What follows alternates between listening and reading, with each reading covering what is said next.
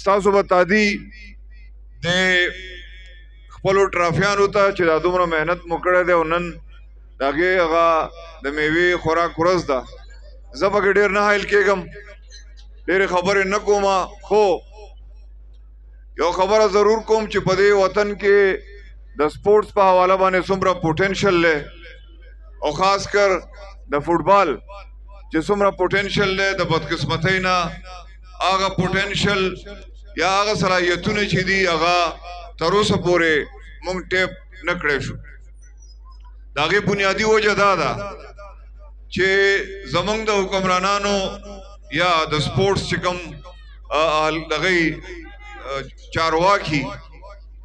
دلته په پاکستان کې ټرینډ د نور گیمز دی او زموږ خپل روایتي گیمونه چې کوم اوس هم په دنیا کې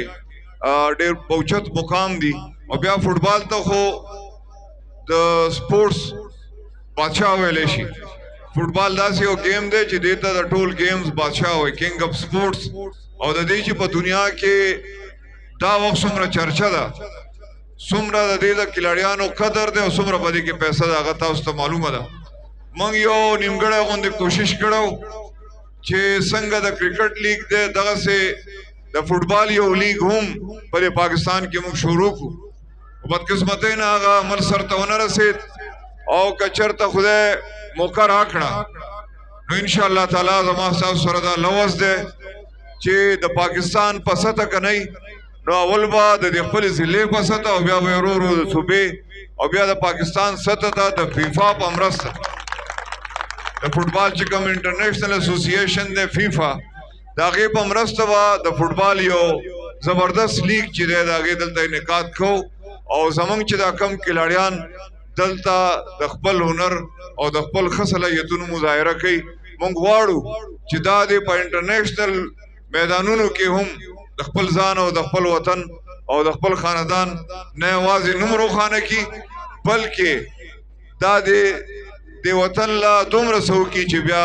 تاسو د فوټبال له کلاړیانو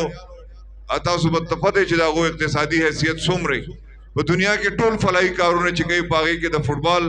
د سپورټس په میدان کې د فوټبال له پلیئرز د ټول نه زیاته حصه ده. د هغې سره سره موږ دلته په دې علاقه کې هم د ګراونډونو دپاره کوشش کړی ځکه چې دا ګراونډ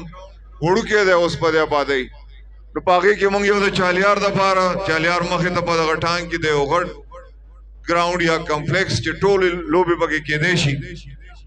هغه اوس هم د هغې سره پروت دی. د سپورټس زور د رئیسي صاحب په وساطت دا وخت حکومت زموږ نه دی او د دې انتظامیې په وساطت باندې ویم چې هغه پروسس کی او موږ ته ضرورت دی دغسې د اصالې د مانډپیتۍ اډمنسټریټیو اپروول شوی دی په مانډپیتۍ کې د یو ښه ګراونډ او موږ غواړو چې د یونین کونسل په سطح باندې په آینده کې ښه ګراونډونه جوړ کړو ځکه چې د والي سوات په زمانه باندې دلته کم ګراونډز جوړ شوي دي هم هغه دي او په هغې کې هېڅ قسمه اضافه نه ده شوې. نو دا ځوانان کل چې د هغې آبادي 15-20% ده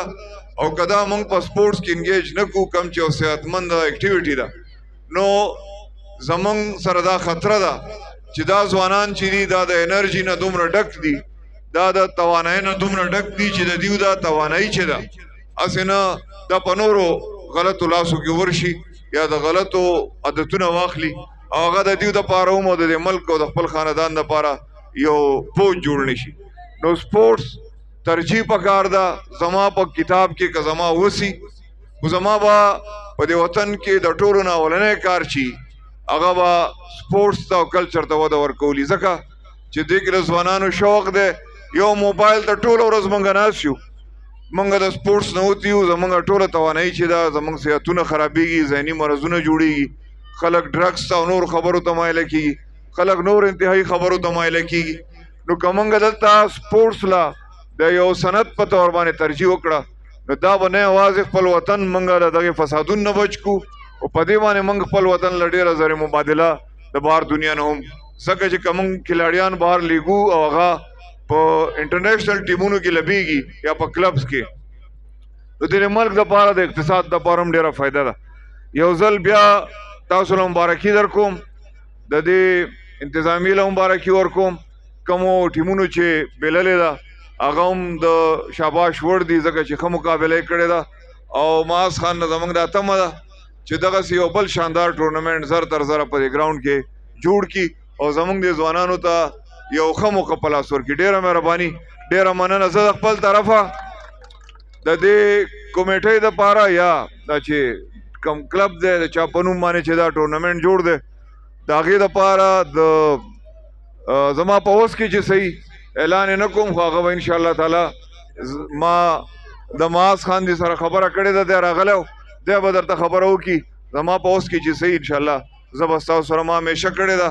بیا به یې هم کوم او بیا به یې هم کوم. یو ځل بیا د وینر او د رنر اپ کلبونو ته زه د زړه د اخلاص مبارکي ورکوم. ډېره مننه.